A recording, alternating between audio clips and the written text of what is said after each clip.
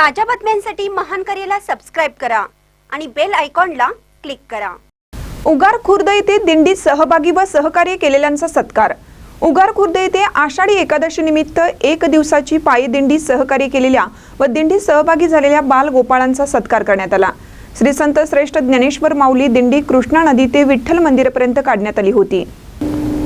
रामकृष्ण हरी जप व भजन करत दिंडीत बाल गोपाळ, महिला व पुरुष माळकरी मोठ्या संख्येने सहभागी झाले होते। दिंडी गावातून विठ्ठल मंदिरापर्यंत काढण्यात आली होती। या दिंडीसाठी काही भक्त सहकार्य करून मदत केली होती। तसेच बाल गोपाळ, लहान मुले व मुली दिंडीत सहभागी झाले होते। त्यांचा सत्कार करून प्रसाद वाटप करण्यात आले।